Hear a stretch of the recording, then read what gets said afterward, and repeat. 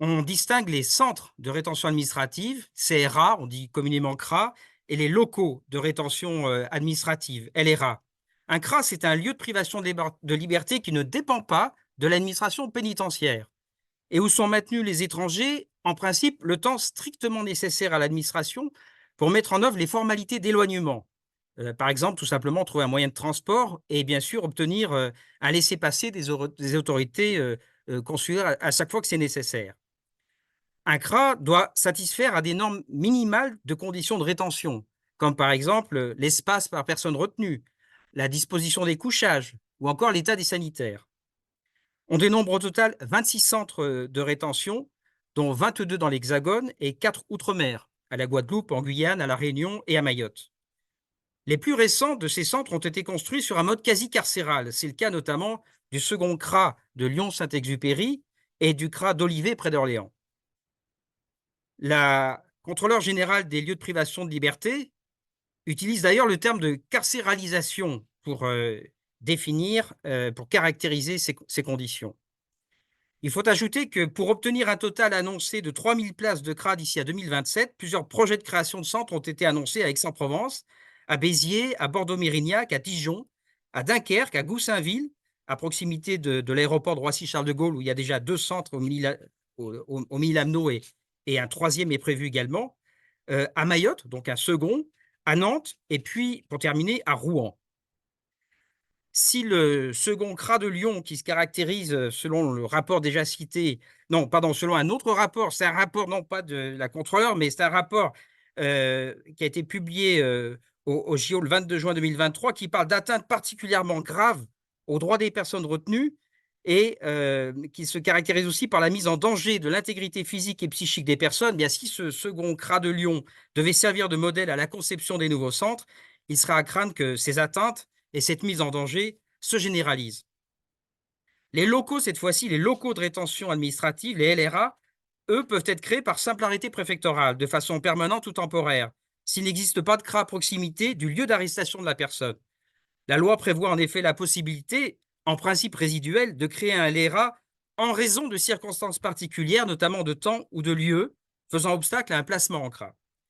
Nous observons cependant des formes de détournement de la loi avec la création de LRA permanents à proximité d'un CRA, c'est le cas à Nice, voire même à l'intérieur d'un CRA, c'est le cas à Marseille. Nos associations n'ont pas de visibilité complète sur les créations de LRA et encore moins sur les placements. Le ministère de l'Intérieur n'a pas souhaité répondre à notre demande de précision à ce sujet. Mais le rapport général de la Commission des finances du Sénat, déposé dans le cadre du projet de loi de finances 2024, dénombre 28 LRA en métropole, ça représente 135 places, et 35 outre-mer.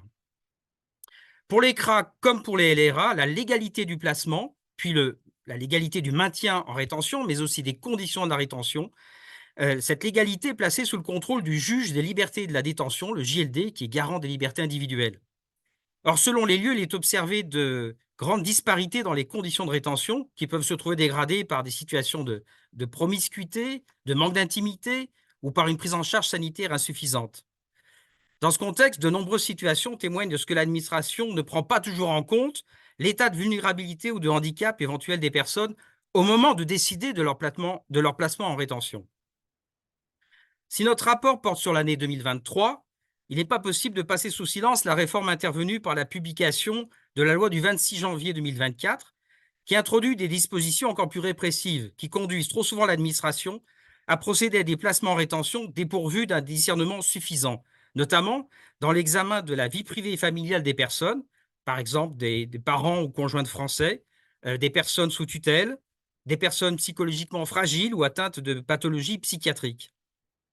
Cette loi du 26 janvier 2024 prévoit entre autres le recul du contrôle du juge judiciaire 4 jours après le placement en rétention, au lieu de 2 jours auparavant. Ça permet à l'administration de procéder à des éloignements avant que le juge n'intervienne. Et le juge intervient pour vérifier la régularité de la procédure. Ça peut être le contrôle d'identité, les conditions d'interpellation, les conditions d'une retenue administrative, les conditions de garde à vue. Le juge s'assure également du respect des droits des personnes. Deuxième chose prévue par cette loi, c'est l'élargissement des motifs de placement et des motifs de prolongation de la rétention, en mettant l'ordre public au cœur de la décision, alors que c'est la réalité des perspectives d'éloignement qui devrait primer, puisque c'est la finalité de la rétention.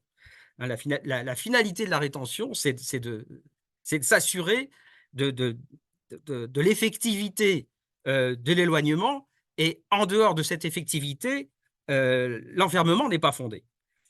Sur ce point, le détournement de la finalité du placement en rétention sur la base de l'existence d'une menace ou d'un trouble à l'ordre public, des notions qui restent juridiquement imprécises, était la thématique déjà l'an passé de notre rapport 2022, et je vous y renvoie.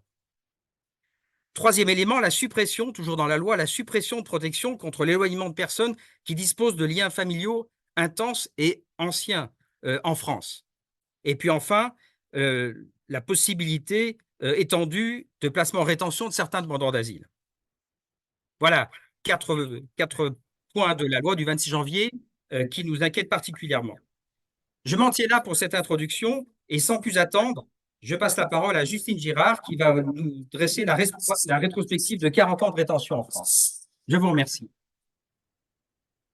Merci Jean-François. Bonjour à toutes et à tous. Alors, je vais vous partager l'écran. Il n'a pas coupé mon métro.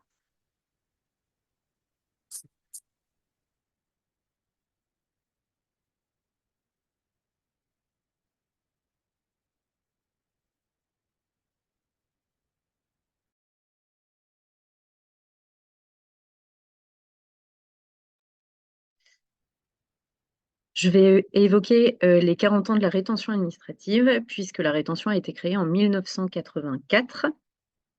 Et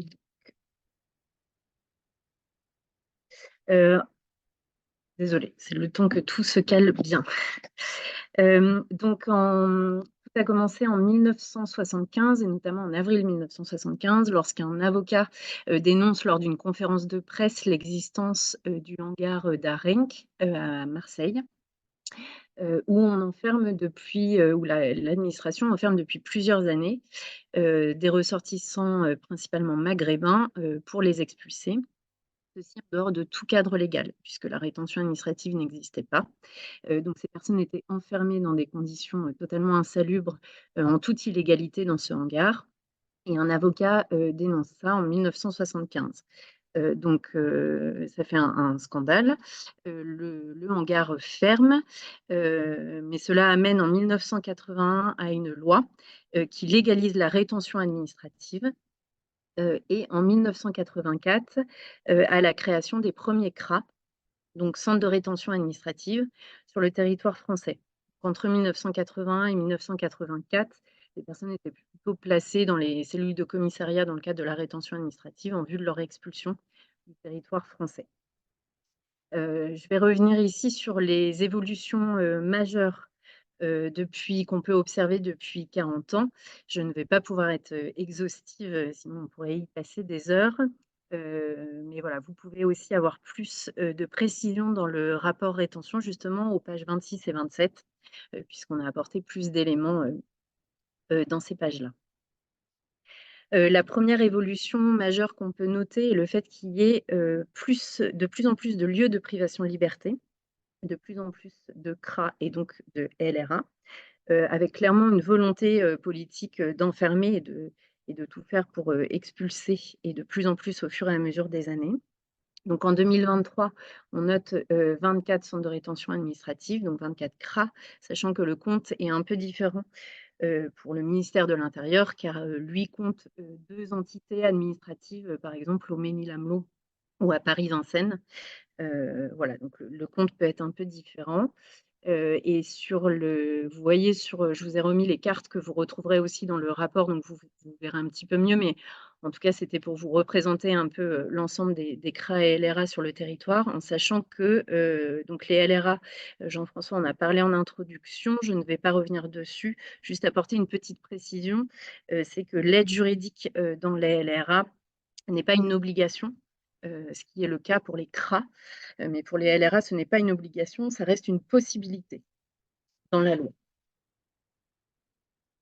Et donc, en parallèle de l'augmentation du nombre de lieux d'enfermement, on a une évolution du nombre de places en rétention administrative, en CRA. Donc, comme vous pouvez le voir sur le schéma, que vous retrouverez aussi dans le rapport, avec voilà, des annonces de Monsieur Darmanin à 3000 places d'ici 2027 en rétention administrative, sachant que, comme l'a dit Jean-François, certains CRA sont en construction, d'autres sont en projet ou d'autres ont été seulement annoncés par Monsieur Darmanin. Mais voilà, il y a une volonté d'augmenter clairement ce nombre de places en CRA, et en sachant également qu'il n'y a pas que des nouveaux CRA qui sont construits, il y a aussi certains CRA qui ont vu leur nombre de places augmenter. Voilà, donc c'est ce qui explique ce schéma et cette hausse au fur et à mesure des années du nombre de places.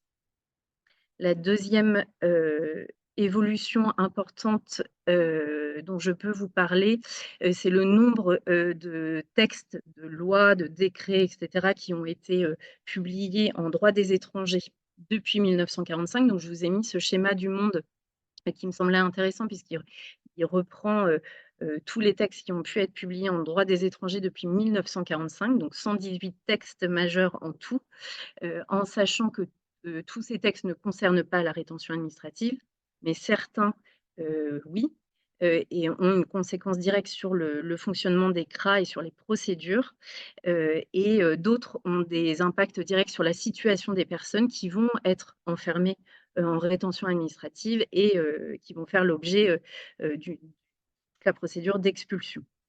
Ce qui nous amène à 2 conséquences principales, et notamment une complexification des procédures en rétention. Je sais que vous n'aurez pas le temps de détailler tout ce schéma, mais c'était juste pour vous représenter, et encore tout n'apparaît pas, mais ce schéma montre bien que la procédure est extrêmement complexe, et il est extrêmement difficile de l'appréhender. Alors déjà pour nous et encore plus pour les personnes qui sont enfermées en CRA et qui font l'objet de toute cette procédure. Ça, c'est une des conséquences importantes de tous les textes qui ont été publiés en droit des étrangers et qui ont un impact sur la rétention administrative. Et une autre conséquence importante est l'évolution de la durée maximale en rétention administrative, puisque en 1981, quand la rétention a été créée, il s'agissait d'une durée maximale de 7 jours, et la durée a été augmentée petit à petit au fur et à mesure des années pour arriver à une durée maximale de 90 jours avec la loi de 2018, donc entrée en vigueur en 2019, avec des conséquences notables pour les personnes enfermées, ce que vous pourrez constater dans les différents rapports, mais notamment dans le rapport cette année et puis dans les interventions qui vont suivre ensuite. Et je laisse la parole à Adrien Chim de France Terre d'Asile, qui va vous présenter les chiffres importants de l'année 2023. Ben, merci beaucoup Justine. Pour ma part, je vais vous présenter l'analyse chiffrée de l'année 2023. Je vais être extrêmement bref sur l'outre-mer pour pas empiéter sur la parole de mes homologues de Solidarité Mayotte et de la CIMAD. Très rapidement sur l'outre-mer en 2023, on concentre la majorité des placements en France avec environ 30 000 placements en rétention, alors un peu moins, et un taux d'éloignement qui est supérieur à 80%. Ça, c'est pour l'outre-mer qui répond à des particularités très spécifiques que je vais pas développer ici pour pas empiéter sur la parole de mes collègues. Moi, je vais me concentrer principalement sur l'Hexagone qui présente une réalité complètement différente. En 2023, dans l'Hexagone, on est à environ 17 000 personnes enfermées, donc bien loin des près des 30 000 de l'outre-mer. On a un chiffre qui est en progression depuis 2020 et la pandémie qui avait marqué un net coup d'arrêt aux enfermements. Pourtant, on arrive à un chiffre qui est inférieur de beaucoup aux chiffres pré-pandémie. En 2019, on était aux alentours de 24 000 placements. Cela s'explique principalement par l'allongement de la durée moyenne de rétention. Cet allongement, il a été permis à la fois par la loi qui a prévu, la loi Collomb, qui avait prévu l'allongement de la rétention à 90 jours, mais également à un premier assouplissement des conditions pour à la fois placer en rétention et également pour prolonger la rétention, qui avait fait passer la rétention, hein, si on prend les chiffres de 2018, on est autour, 2018, on est autour de 15,5 jours. On a une légère augmentation de la durée moyenne de rétention en 2019 du fait de l'entrée en vigueur des lois Colomb qui assouplissent d'une certaine façon les conditions de rétention, de placement en rétention et de prolongation de la rétention, ce qui fait que on a le démarrage d'une augmentation qui prend une journée en une seule année. Et en 2023, depuis la pandémie, on a une explosion et aujourd'hui, on se retrouve avec une durée moyenne de rétention de près d'un mois. Hein, on est exactement à 28,5 jours.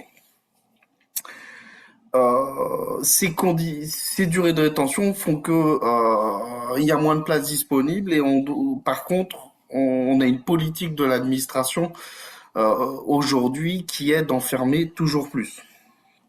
Hein, notamment, hein, comme l'a évoqué Jean-François, la loi du 26 janvier 2024 permet d'enfermer sur la seule base d'une menace à l'ordre public, ou comme l'aime à dire l'administration aujourd'hui, on passe plutôt sur la notion de trouble à l'ordre public.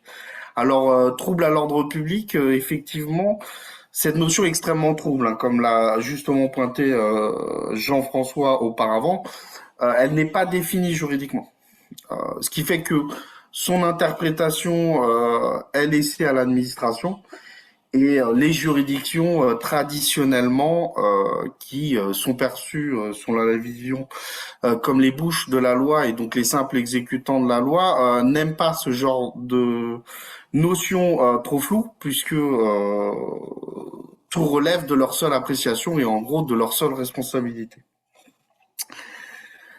Un titre d'exemple, hein, la loi ne fait qu'entériner en fait des pratiques qui ont eu lieu en 2023 et qui avaient déjà pris leur tendance dans les années précédentes. On peut remarquer dans notre rapport cette année que parmi les conditions d'interpellation qui ont conduit à un placement en rétention, l'interpellation dit pour infraction, on fait un bond spectaculaire par rapport aux années précédentes, puisqu'on ne les retrouvait jamais parmi les 4 premiers motifs d'interpellation, alors que en 2023, c'est le 3e motif d'interpellation qui a conduit à un placement en rétention dans l'Hexagone. Alors attention, on va parler d'interpellation pour infraction. Il ne faut absolument pas s'imaginer qu'on parle de personnes qui auraient commis une infraction de manière avérée et qui, par voie de conséquence, auraient été placées en rétention. Ça représente une partie de la population qu'on va rencontrer. Toutefois, il y a une partie non moins négligeable et non moins importante qui sont soupçonnés d'avoir commis une infraction ou simplement qui ont été dénoncés pour une infraction sans même qu'il n'y ait eu une seule enquête ou une seule poursuite, voire en l'absence de toute condamnation par un tribunal. Donc, alors que ces personnes devraient se voir appliquer la présomption d'innocence, elles sont conduites et maintenues en rétention sur le seul motif qu'elles auraient pu commettre une infraction et que par conséquent elles présenteraient une menace à l'ordre public. Donc la loi du 26 janvier 2024 est venue entériner une pratique qui existait déjà par le passé. Et c'est un symbole parmi d'autres que la rétention aujourd'hui, mais comme il a déjà été dit par mes prédécesseurs, que la rétention devient exclusivement ou quasi exclusivement un outil répressif et sécuritaire du point de vue de l'administration. Parce que quel est le constat aujourd'hui? L'administration s'acharne à enfermer toujours plus et toujours plus longtemps. Alors même que 2023 est quand même assez marquante de ce point de vue-là, elle n'a jamais si peu éloigné depuis un centre de rétention. Il semblerait, même si les chiffres sont pas encore totaux transmis par l'administration, que en globalité les éloignements seraient en augmentation. Ce n'est pas le cas depuis les centres de rétention. Historiquement, hein, depuis une dizaine d'années, on avait une proportion éloignement-libération de 50%, enfin à peu près équivalent pour les deux. Cette année, on est plutôt à un tiers des personnes qui sont éloignées et deux tiers de personnes non éloignées. Pour être plus exact, on est à 35,9% de personnes éloignées depuis l'Hexagone. Et si on s'intéresse aux chiffres brut, hein, hors UE, on était à 3586 en 2023 contre 3837 en 2022. Donc même en termes de chiffres bruts, on a une diminution du nombre d'éloignements. Ce qui vient démontrer que la rétention n'est pas une solution pour éloigner, et ce, malgré ce qui a été répété par l'administration depuis des années, de rapport en rapport, que la rétention était le moyen le plus efficace pour éloigner. De même, hein, la politique des 3000 places à l'horizon 2027 et de la construction des 11 nouveaux centres de rétention s'inscrit totalement dans cette idéologie de l'administration que les éloignements ne peuvent avoir lieu que depuis un centre de rétention. Pour finir très rapidement sur les éloignements, hein, il y a d'énormes problématiques dans l'usage de la rétention qui est faite de la rétention pour éloigner, puisque nous-mêmes on constate d'année en année que l'écrasante majorité des éloignements ont lieu dans les premiers jours de la rétention.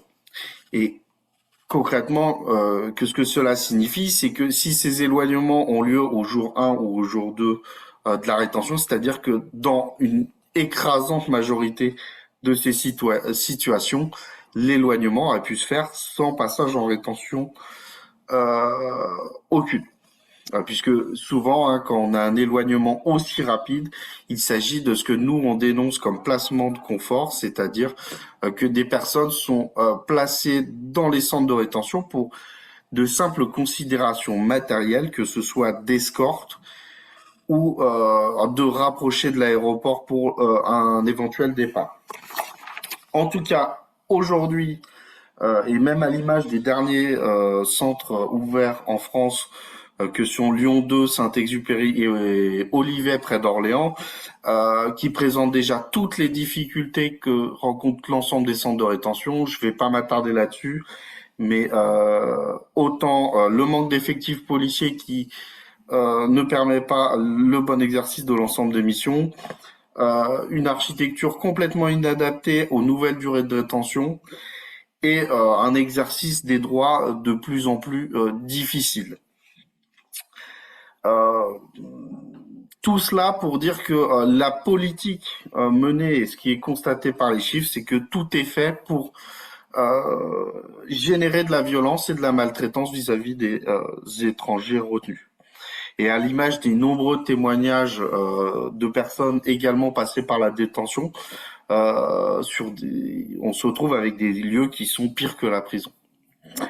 Je vous remercie et je vais laisser la parole à Paul Chiron pour les questions. Eh bien, merci à tous les trois pour ces premières présentations. On a déjà une première salve de questions, mais n'hésitez pas à continuer à les poser.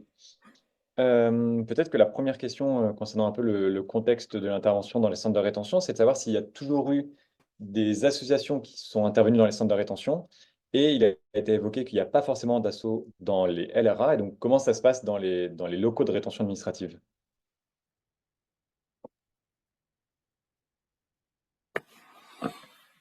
Merci pour cette question. Effectivement, alors dans les centres de rétention administrative, il y a toujours eu la présence de la CIMAD au début, et puis peu à peu, de plus en plus d'associations sont intervenues dans les CRA, en sachant quand même qu'une évolution majeure de cette intervention est le fait qu'au départ, il s'agissait d'une intervention pour des missions sociales et plutôt humanitaires. Et peu à peu, la mission a évolué vers une mission purement juridique, d'aide juridique aux personnes enfermées. Voilà, donc aujourd'hui, nous sommes plusieurs associations à intervenir pour une aide juridique, donc d'information et d'aide à l'exercice, effectif des droits des personnes qui sont enfermées. Et pour les LRA, effectivement, c'est une possibilité, qui est dans le CESEDA, donc dans le droit. Il s'agit d'une convention plus avec les préfectures, donc c'est à la discrétion, en fait, de la préfecture. Dans certains LRA, même dans la majorité aujourd'hui, il n'y a pas d'association. Donc les personnes vont plutôt être en lien avec un avocat, qui va pouvoir les aider, notamment les avocats, commis d'office, heu, devant les différentes juridictions. Et il y a certaines associations qui commencent à signer des conventions, avec certaines préfectures pour intervenir dans quelques LRA, mais ça vient de se mettre en place, donc on attend aussi, des retours, sur, cette aide, dans les LRA, et de voir un petit peu si, des informations, sortent, via ce biais-là. Sachant qu'il s'agit là plutôt pour les LRA, permanents et non pas pour les LRA temporaires. Merci. Si certains ou certaines souhaitent compléter, n'hésitez pas. Céline. Voilà, non, je voudrais juste rebondir sur le fait que le LRA, c'est aussi vraiment un non-dispositif. Il n'y a pas que l'absence des associations qui est à noter, c'est aussi l'absence de tous les autres acteurs de la rétention. Ça va être des problématiques sur les soins, ça va être des problématiques sur les visites, donc sur les avocats, la façon dont les avocats peuvent rentrer dans les LRA, les contacts avec l'extérieur. Donc nous, ça nous questionne aussi beaucoup le fait qu'à l'heure actuelle, il y ait des LRA quasi ou permanents qui en plus pourraient conventionner et finalement transformer ces LRA en sous-dispositifs centre de rétention avec des garanties de toute façon très minimes. Donc ça reste pour nous une vraie question que ces LRA qui ont vocation là à être créés ou à se pérenniser plus ou moins légalement. Merci. Autre question concernant un peu plus les chiffres. Comment peut-on expliquer le fait que les personnes soient de moins en moins expulsées? C'est une question éminemment intéressante et éminemment complexe à répondre. Je vais un peu botter en touche en me référant au rapport, au rapport de la Cour des comptes. Il y a une immensité de facteurs. Le premier facteur, enfin en tout cas que je placerai en premier, c'est notamment la masse des procédures, hein. Si on prend d'ailleurs les chiffres qui sont présentés dans le rapport, si on prend une comparaison la France et l'Allemagne, ne serait-ce qu'au simple les OQTF en procédure, les procédures d'OQTF en 2023, en France on a 137 730 mesures d'OQT qui sont entre guillemets en prise en 2023 contre 44 625 prises en Allemagne. Donc déjà, il y a une question de disproportion de moyens. Sachant que l'Allemagne est quand même un pays plus peuplé que la France, avec 90 millions d'habitants environ, contre 70 millions en France. Pourtant, nous, on aurait 140 000 personnes faisant l'objet d'une OQTF, et en Allemagne, que 44 000. Enfin, il y a une question de proportion, et notamment, ça se traduit dans les éloignements, hein. Encore, les chiffres qui sont présents dans ce rapport, vous prenez l'exécution des OQTF. En France, on est à 12 165, soit environ 9%. En Allemagne, 15 440, soit environ 35%. Ce qui fait que, ne serait-ce qu'en termes de fonctionnaires qui sont capables de gérer ces procédures, en termes structurels, vous avez une problématique déjà qui va se poser, mais vous avez de nombreux autres facteurs. Vous avez déjà, plus vous englobez de personnes, plus vous avez des situations complexes avec de la vie privée familiale, des personnes souffrant de maladies et autres. Tout cela vient s'ajouter, mais je pense que une des premières explications, c'est déjà, un volume absolument disproportionné de procédures d'éloignement qui sont prises à tout va. Sachant que ces 137 730, ça représente 2 tiers des OQT prises dans l'ensemble de l'Union européenne.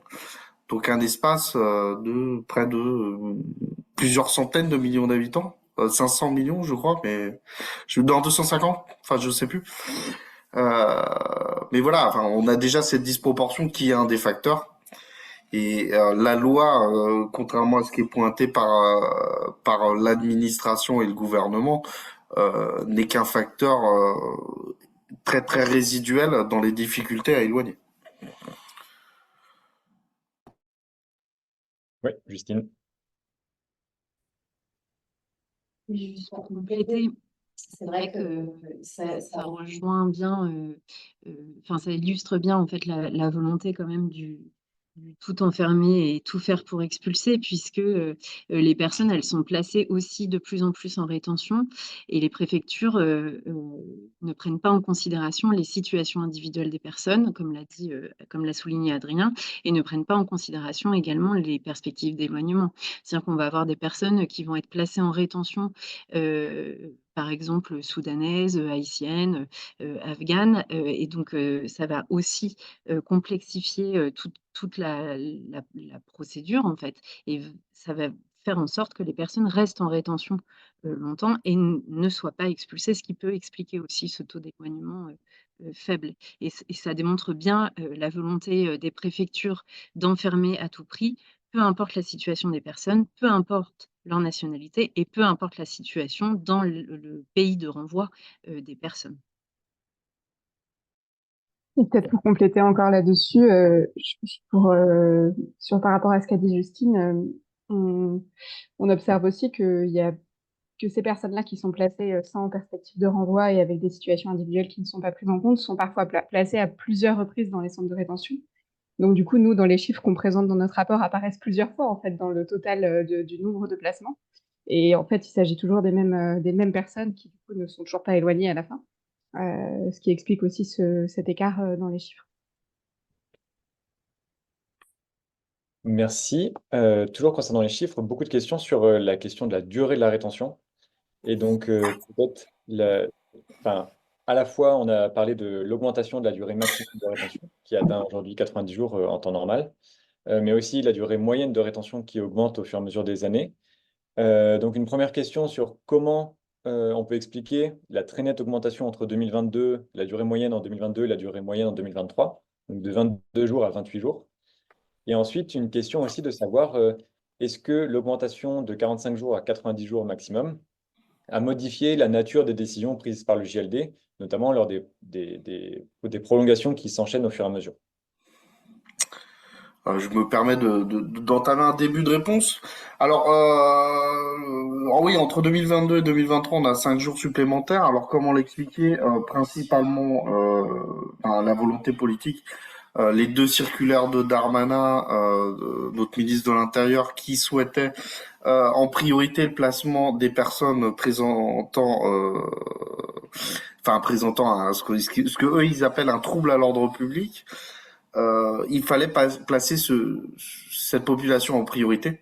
Et ce qu'a souligné Justine juste avant et Mathilde, en dépit de toute perspective d'éloignement et de leur situation familiale, personnelle. Donc on s'est retrouvé avec des personnes inéloignables que l'administration s'évertuait à maintenir en rétention. C'est la principale explication de cet allongement de la rétention. Sinon, depuis la deuxième question, c'était depuis le passage aux 90 jours, c'est ça?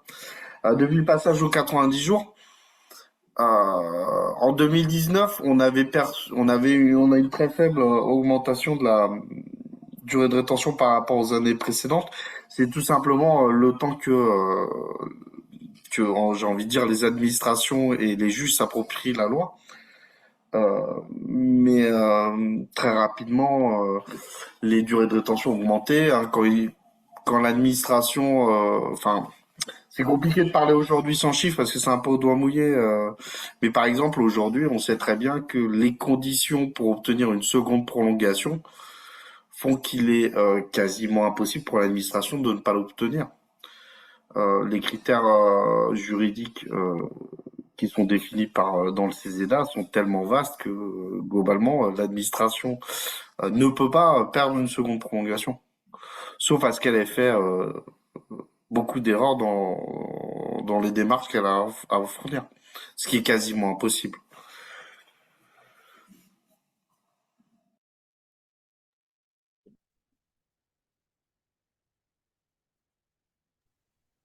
Paul, je t'entends pas. Voilà. Juste pour compléter, Adrien, sur la première partie de la question, ça illustre bien quand même que, enfin, faut rappeler que la rétention administrative, donc c'est un enfermement où des raisons administratives, comme son nom l'indique, donc on enferme les personnes parce qu'elles n'ont pas de droit au séjour sur le territoire français. Et normalement et initialement, cet enfermement devait être à bref délai pour organiser leur expulsion du territoire français. En l'occurrence, et c'est tout ce qu'on vient un peu d'évoquer et toutes les données qui sont aussi d'autant plus flagrantes sur l'année 2023, on constate que c'est de moins en moins à bref délai et que l'administration place aussi les personnes, les préfectures placent les personnes, alors même qu'elles n'ont pas initié la procédure pour expulser les personnes, ce qui explique aussi en partie, avec toutes les raisons déjà évoquées, le fait que les personnes restent plus longtemps en rétention ou reviennent plusieurs fois en rétention, comme l'a souligné Mathilde. Donc, on constate bien le détournement de la rétention administrative, comme l'a souligné Adrien. Et tout ça sont des éléments assez flagrants, conséquences directes de la volonté politique. Et sur les prolongations par les juges des libertés de la détention, en tout cas, ce qu'on peut aussi dire, c'est que malheureusement, les JLD prolongent malheureusement beaucoup les personnes et notamment avec des prolongations en fin de rétention qui restent à nuancer quant à l'interprétation des textes de loi. Euh, voilà, sans rentrer dans les détails techniques, mais en tout cas, voilà, beaucoup de personnes sont prolongées alors qu'elles ne devraient pas forcément l'être jusqu'à 90 jours.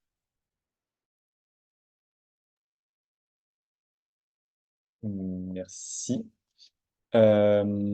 Question, donc là, on a évoqué la question de l'allongement et les raisons, et une autre question sur l'impact sur les personnes. Donc, on évoquera peut-être un peu plus tard la question de la santé plus largement, mais quel est l'impact qu'on peut d'ores et déjà aborder aujourd'hui sur cette durée de rétention, de privation de liberté qui augmente petit à petit? Je sais pas qui veut répondre, mais enfin, je pense qu'on a tous le même avis, c'est que les gens deviennent fous, très simplement, et que notamment l'augmentation des violences qu'on constate est due à ce que les gens deviennent fous et tournent en rond dans des centres de rétention ou qui n'ont jamais été pensés en fait pour une durée aussi longue. Et donc, les gens deviennent simplement fous, en fait.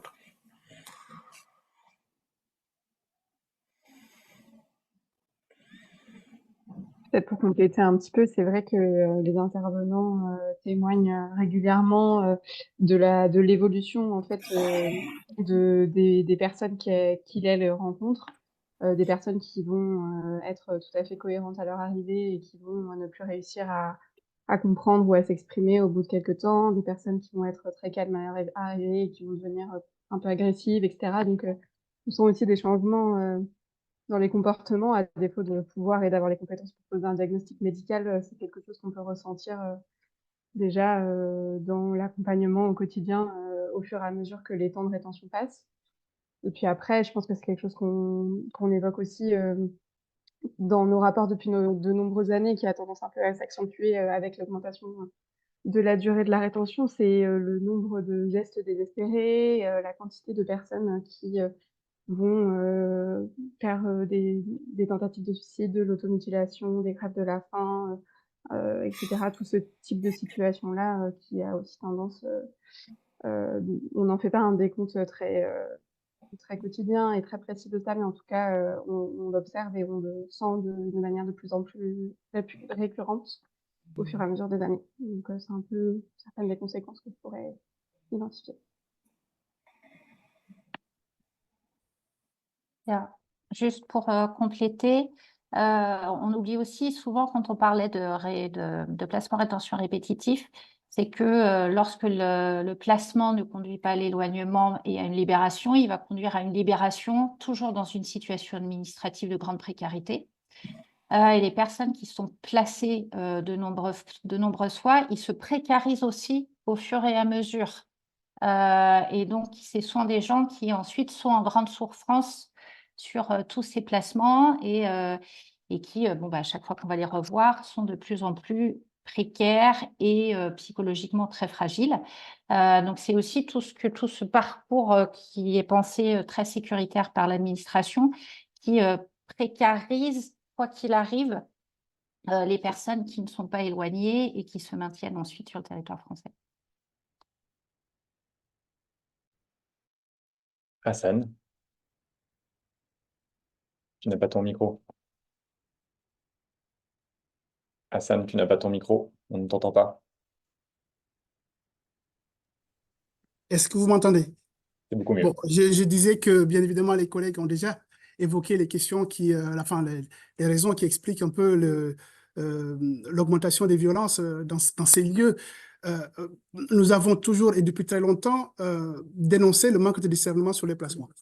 Le manque de discernement sur les placements, aujourd'hui, c'est encore plus prégnant parce que dans les nouveaux CRA où les personnes sont assez isolées des zones de circulation, il y a beaucoup de violences que nous constatons dans les lieux, dans les zones de vie. Et ça, c'est une réalité. La police, et d'ailleurs, la contrôleur des lieux de privation le dit, les policiers évitent le contact pour éviter les blessures des services. Donc, laisser abandonner à elles-mêmes, ces personnes, dans leur quotidien, peuvent, à l'occasion, en tout cas, on le remarque, des personnes un peu plus faibles sont parfois martyrisées par des personnes dans les zones de vie. L'augmentation de la violence, c'est le discernement. Les personnes extrêmement fragiles sont placées et pour qui, on va dire, aucun des acteurs qui sont en rétention, aucun des acteurs aujourd'hui en rétention n'a les outils pour les accompagner. Et cette violence-là, ici, il faut la gérer. La violence psychologique, il faut la gérer.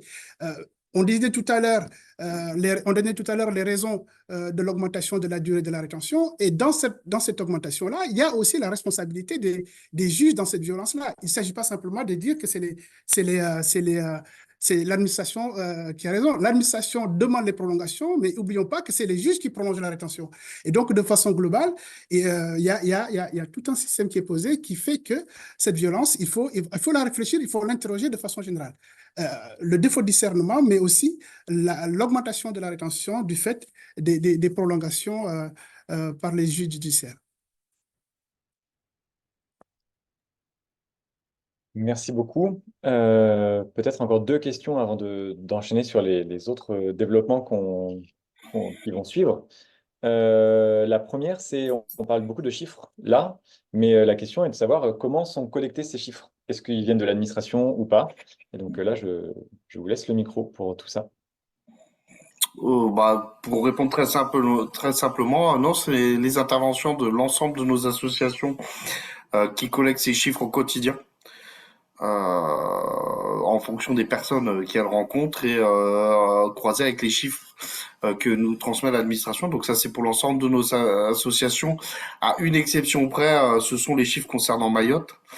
Alors tout simplement parce que le nombre de placements, la durée du placement est tellement brève à Mayotte et le nombre de placements tellement faramineux que nos collègues de Solidarité Mayotte ne peuvent pas fournir des chiffres exhaustifs sur l'ensemble des placements. Hein. Je vous rappelle qu'on parle pour Mayotte de mémoire, on est à 26 000 personnes. Détrompez-moi si je dis une bêtise. Mais voilà, donc 26 000 personnes, c'est-à-dire plus que dans toutes les métropoles pour juste une seule association, ce qui est juste techniquement impossible. C'est 28. 28, pardon. 28. Donc voilà.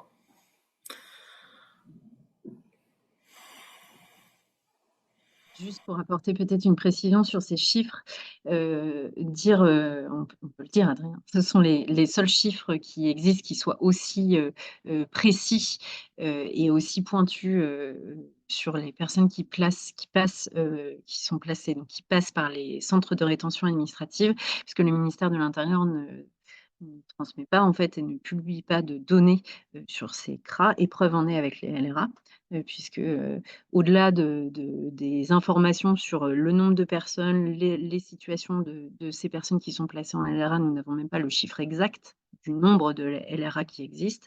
Donc, ce sont aussi des données qui sont très importantes et même au sein de nos données, justement, puisqu'on a parlé des données à Mayotte, on peut voir que l'administration donne des chiffres aussi assez globaux et le fait d'avoir des chiffres sur toutes les personnes qui sont placées en rétention permet d'aller dans des précisions et de faire des données statistiques qui nous permettent d'illustrer en fait la rétention administrative et nos constats chaque année.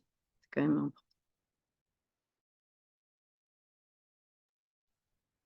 Merci. Donc, dernière question pour cette première salve de questions-réponses qui nous permettra, je pense, au vu de la réponse, de faire une transition avec la partie Mayotte, justement.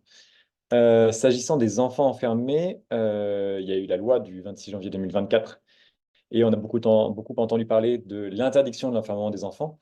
Et donc, qu'en est-il sur ce point-là? Bah, je vais répondre pour la métropole, mais pas pour, enfin pour l'Hexagone, pardon, mais pas pour l'outre-mer, hein, pour pas spoiler.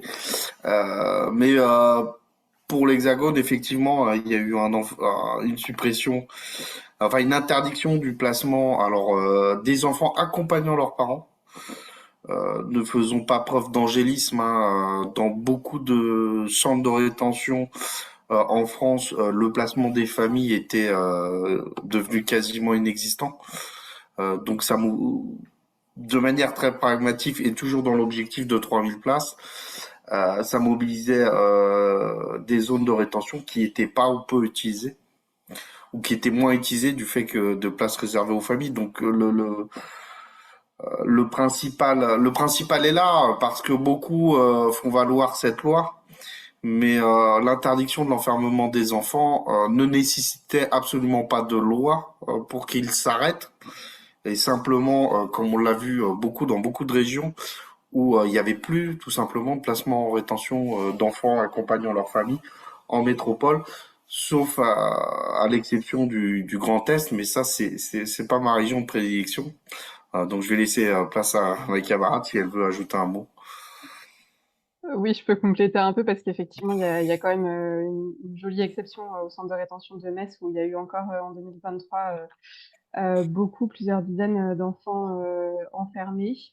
Et alors, c'était essentiellement des familles en procédure Dublin qui étaient enfermées pour une nuit avant leur éloignement ou alors leur libération à l'aéroport si elles refusaient d'embarquer. Ce qu'on a constaté également, c'est que malgré les discussions autour du nouveau texte et l'entrée en vigueur de la loi à partir du 26 janvier, le début du mois de janvier 2024 a connu le même sort et encore des enfants y ont été enfermés jusqu'à la dernière minute et jusqu'à ce que l'interdiction soit effectivement prononcée. Donc voilà, ça s'est arrêté effectivement un peu partout en métropole, mais le Grand Est fait effectivement exception.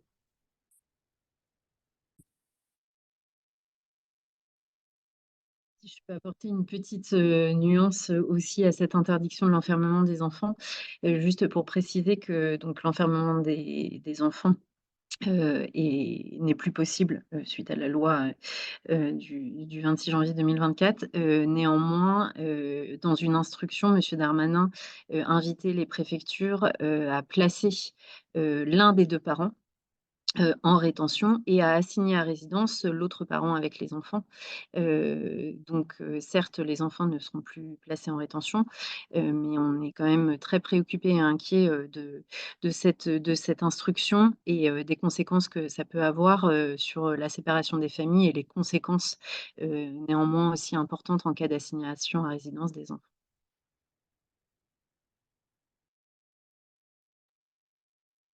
Eh bien, merci à toutes et tous pour ces nombreuses réponses.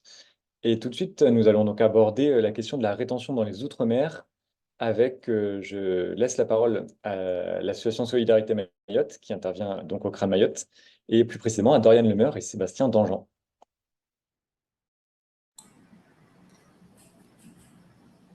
Bonjour à tous. Paul, je te remercie pour cette passation de parole.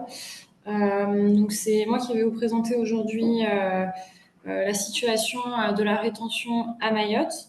Donc le centre de rétention de Mayotte, il dénote, comme les collègues ont pu le dire avant, par déjà son ampleur et son fonctionnement, qui s'inscrit en fait vraiment dans un contexte mahorais qui est très particulier.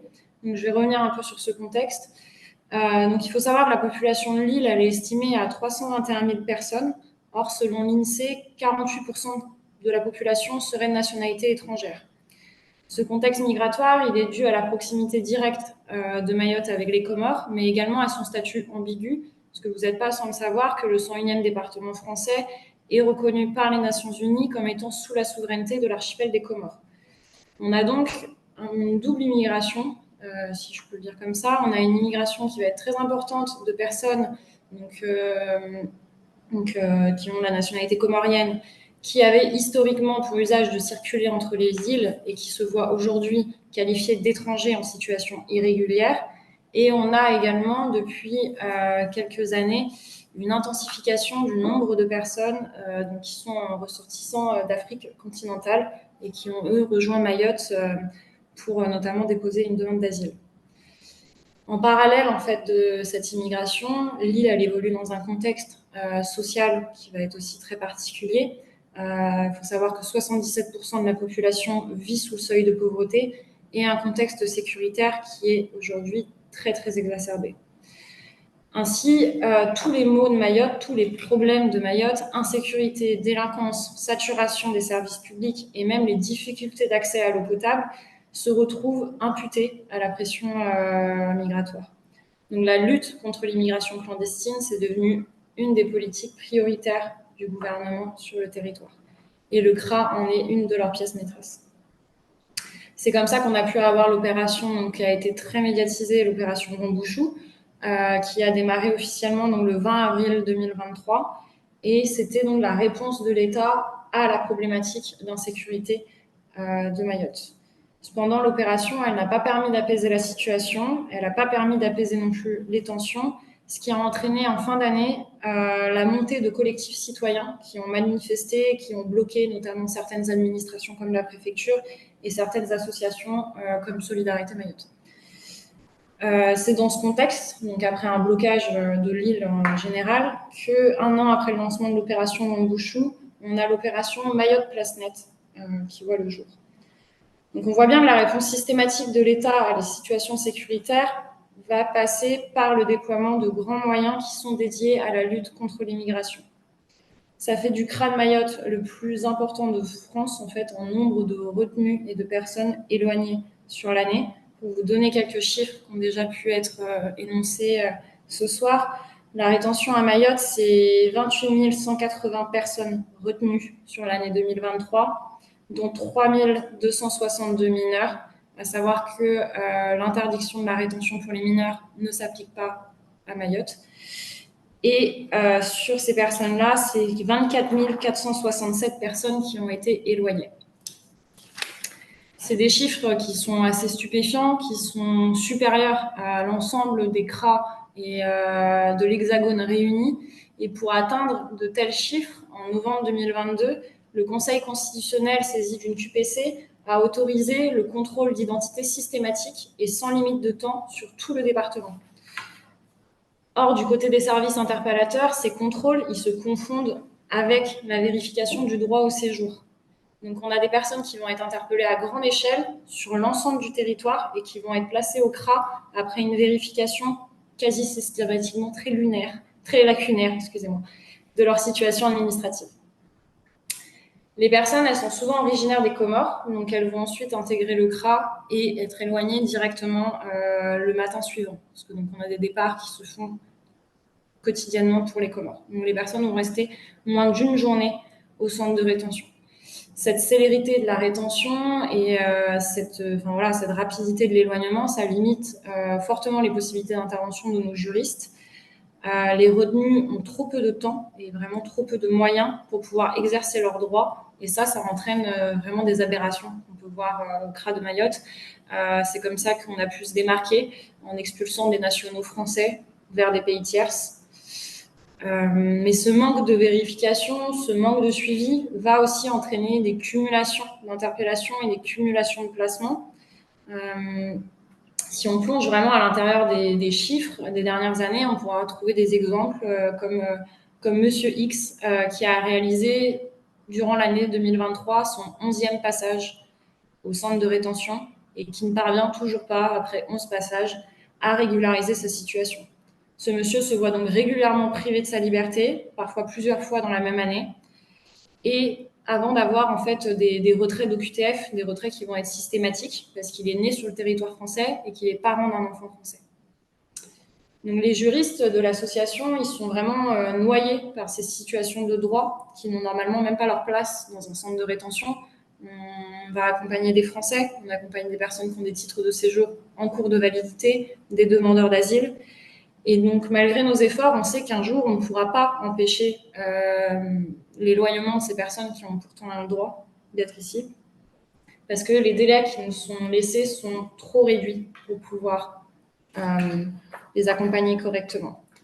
En effet, les personnes qui sont interpellées, comme l'a évoqué Jean-François dans son introduction, ne doivent rester en rétention que le temps strictement nécessaire à l'organisation de leur reconduite.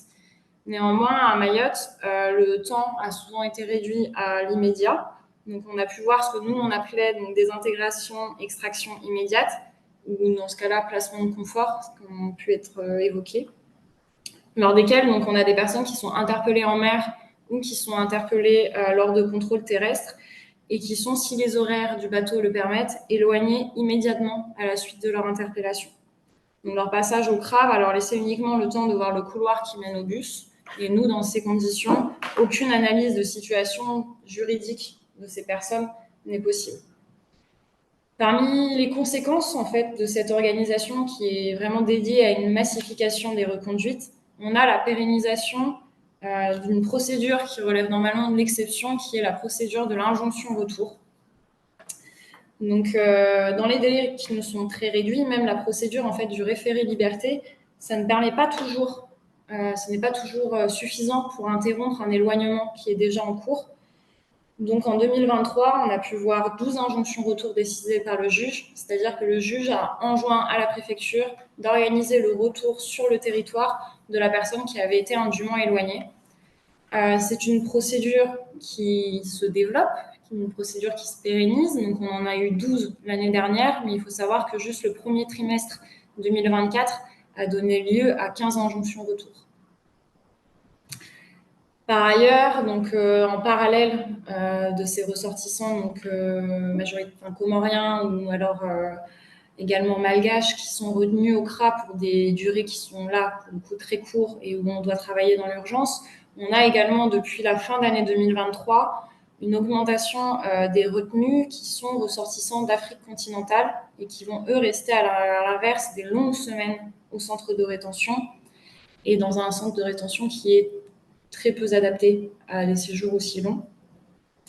Avec ces dernières intégrations, donc, on se retrouve avec des nombres de demandes d'asile en rétention qui atteignent des proportions très conséquentes, étant donné que le placement en rétention est sollicité pour toutes les personnes interpellées en mer. Donc, toutes les embarcations, toutes les personnes présentes sur l'embarcation vont être placées en centre de rétention. Et donc, ces primo-arrivants se retrouvent contraints de déposer leurs demandes dans des conditions très dégradées. Et pour vous donner un exemple, on a enregistré 77 demandes d'asile sur le simple mois de février. Pour conclure sur mon propos, l'actualité à Mayotte et la politique du chiffre qu'on a en matière de lutte contre l'immigration clandestine, ça conduit à des procédures d'éloignement qui sont de plus en plus expéditives et qui ne permettent pas du tout de garantir la protection du droit et le droit des personnes. Les associations sur site se retrouvent régulièrement dépassées par des flux qui sont toujours de plus en plus importants Et les associations aujourd'hui représentent l'unique garde-fou qui empêche l'éloignement de personnes normalement protégées contre ces pratiques. Malgré une capacité d'échange avec les autorités et le commandement du CRA, la mise en œuvre effective au final de nos missions demeure une lutte de tous les jours.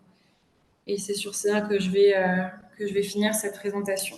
En vous remerciant pour votre écoute, je vais maintenant donner la parole à Justine Girard qui va vous présenter les CRA dans les autres Outre-mer. Merci. Merci, Ariane. Oui, je vais juste vous parler, mais quelques minutes très rapidement, puisque la CIPAD intervient dans les autres CRA ultramarins, donc à savoir la Guyane, Guadeloupe et la Réunion. Juste pour vous dire quelques constats importants sur l'année 2023, avec le constat qui perdure d'année en année sur le fait qu'il existe un régime dérogatoire, donc sauf à La Réunion, mais en tout cas donc à Mayotte, Guyane et Guadeloupe, avec 2 conséquences notables pour les personnes. Donc des interpellations qui sont facilitées, un cadre légal qui est beaucoup moins strict sur les interpellations possibles. Et le fait qu'il n'existe pas de recours suspensif à part un recours exceptionnel devant le juge administratif qui va suspendre l'expulsion de la personne le temps de la procédure. Mais en tout cas, il n'existe pas de recours suspensif comme dans les autres CRA. Donc ce sont quand même des données qui perdurent, mais qui sont importantes et qui ont des conséquences sur la situation des personnes, en sachant qu'en 2023, ce sont 84 des personnes expulsées depuis les CRA ultramarins qui n'ont pas vu de juge, donc qui n'ont pas pu accéder à leur droit.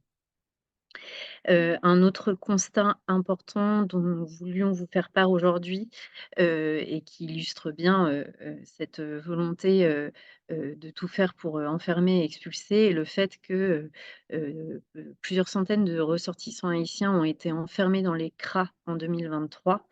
Et donc sur ces, il y a eu plus de 900 haïtiens enfermés dans les CRA et sur ces 900 personnes, il y en a eu plus de 700 uniquement dans les CRA de Guyane et Guadeloupe. Malgré donc la situation extrêmement préoccupante en Haïti, malgré les recommandations internationales dès la fin de l'année 2022, qui demandaient justement, qui recommandaient d'interrompre les expulsions vers Haïti en raison de la situation sur place, et malgré la jurisprudence de la Cour nationale du droit d'asile en 2023, notamment en juillet puis en décembre 2023, avec des décisions importantes. Voilà, donc les personnes continuent d'être placées en rétention et il est à noter que depuis la fin de l'année 2023, la Cour européenne des droits de l'homme suspend également les éloignements et les expulsions de ces personnes en raison de la situation sur place. Et malgré tout, les personnes haïtiennes continuent d'être placées dans les CRA de Guyane et de Guadeloupe, voire d'être expulsées, puisque plusieurs de ces personnes ont été expulsées de façon effective vers Haïti, ce qui nous inquiète particulièrement. Et une situation est emblématique sur un autre sujet dont nous voulions aussi vous parler très rapidement. Une de ces personnes haïtiennes a été expulsée à la fin de l'année 2023, malgré une décision de suspension de la Cour européenne des droits de l'homme, justement. Et malheureusement, cette expulsion en toute illégalité n'est pas la seule, que ce soit depuis les CRA ultramarins, alors que les personnes ont justement fait un recours exceptionnel que j'évoquais un petit peu tout à l'heure devant le juge administratif.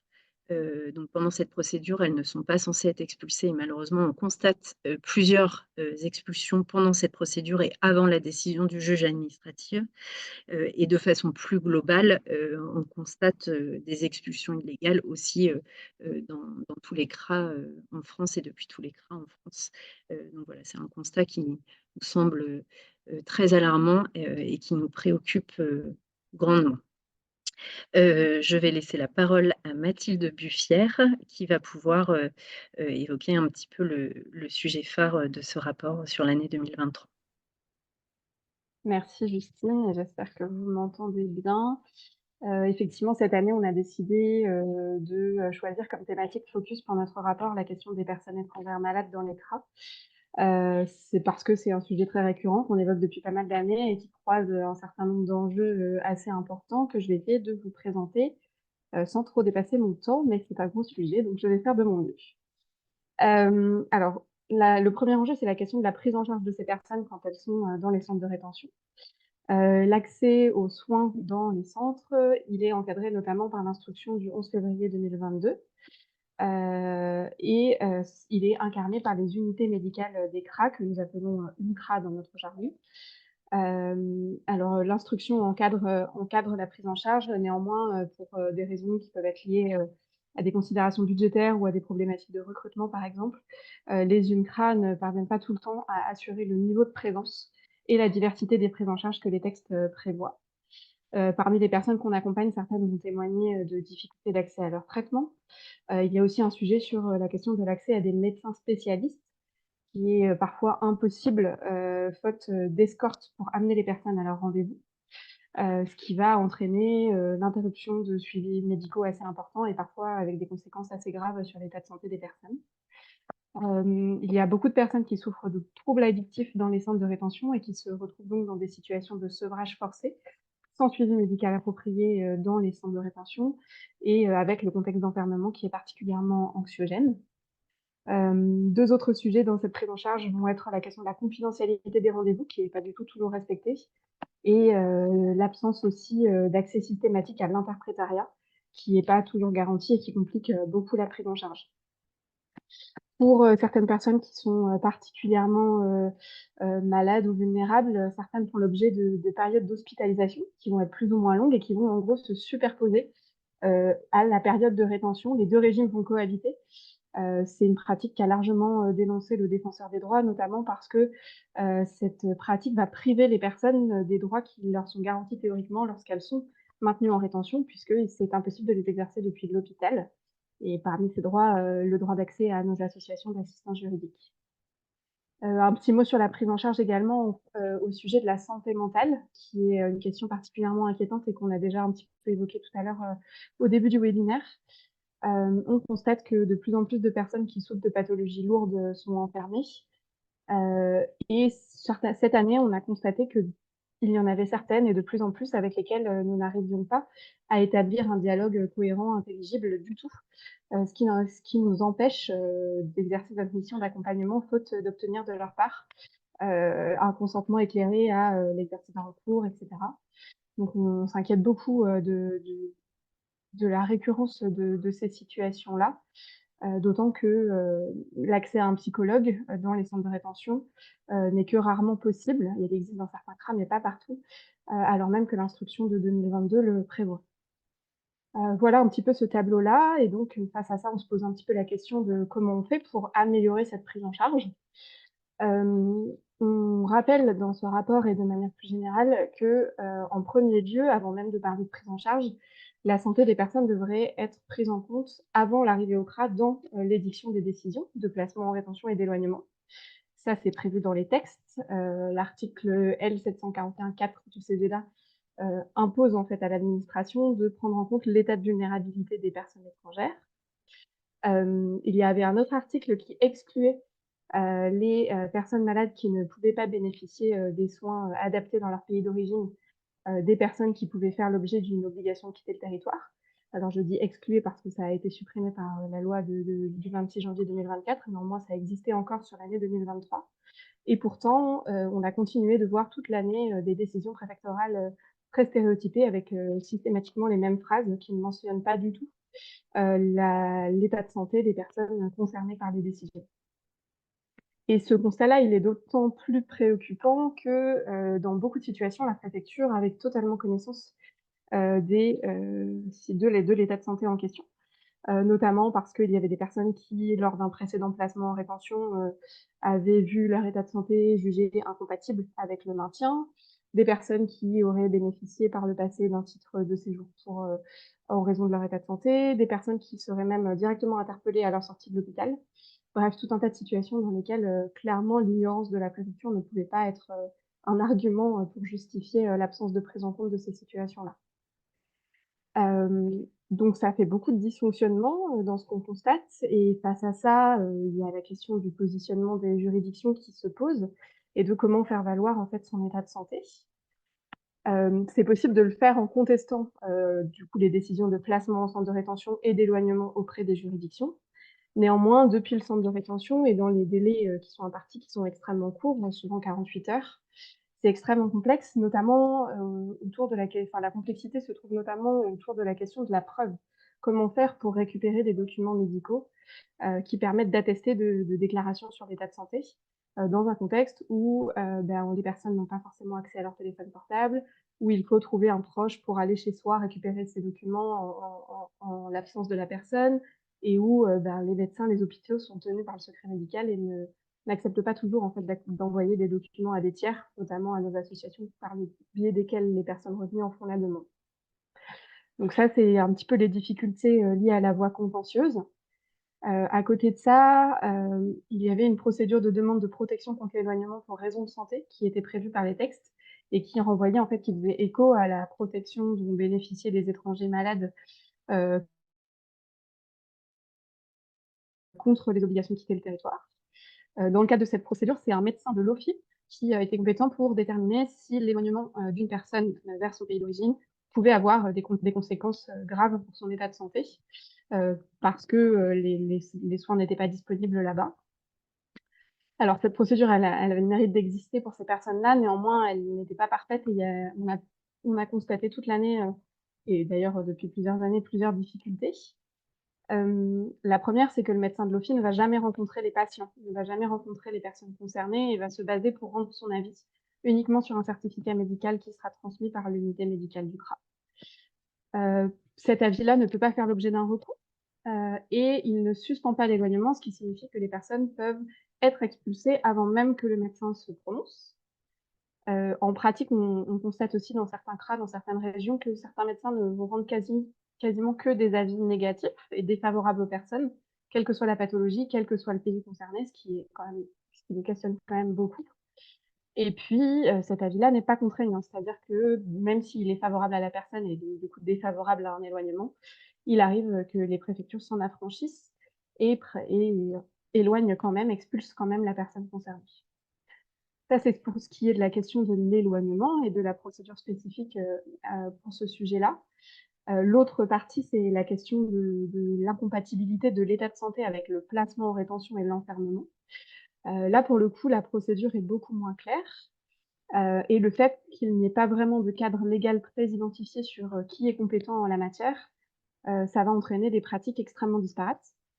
Il y a certaines unités médicales qui vont s'estimer compétentes et que les médecins vont donc, régulièrement édicter des certificats dans lesquels ils vont constater l'incompatibilité, de l'état de santé des personnes avec la rétention. Et puis il y a d'autres unités médicales qui vont refuser, catégoriquement de faire cet exercice-là. Parmi les préfectures, ensuite, il y en a certaines qui vont reconnaître la compétence des unités médicales et qui vont libérer automatiquement des personnes, alors que dans d'autres préfectures, il y aura plein de certificats médicaux qui ne seront, eux, jamais pris en compte et les personnes seront maintenues en centre de rétention. Au niveau de la jurisprudence, ce n'est pas très clair non plus. Il y a certains magistrats qui vont reconnaître la compétence de l'unité médicale du CRA pour cela et d'autres qui vont en fait, confondre avec la procédure, que je présentais tout à l'heure de protection contre l'éloignement et attribuer la compétence à l'OFII et donc rejeter les requêtes des personnes. De fait, pour, la même situation, le destin de la personne retenue malade, à situation égale, peut être, extrêmement différent, sur l'issue de la rétention, de la libération, l'éloignement et cetera. Voilà, j'espère que je n'ai pas été trop long. J'arrive à la fin, de mon petit tour d'horizon. Petit mot également pour dire que la loi du coup de 2024 n'est pas venue améliorer la situation puisqu'elle a, notamment supprimé cette protection, dont pouvaient faire, l'objet les étrangers malades contre les OQTF. Du coup, dans ce contexte-là, on continue, nos associations, on continue de travailler les unes avec les autres sur ces sujets et on continue aussi, de s'appuyer, sur l'expertise d'autres associations et c'est dans ce contexte-là que, Olivier Lefebvre, nous fait le plaisir d'être avec nous. Olivier Lefebvre travaille pour le COMED et il connaît très bien, les particularités des procédures, et du public des CRA et puis il a aussi une vision plus globale, de la prise en charge des personnes étrangères malades en France et donc je lui laisse la parole. Voilà, merci beaucoup.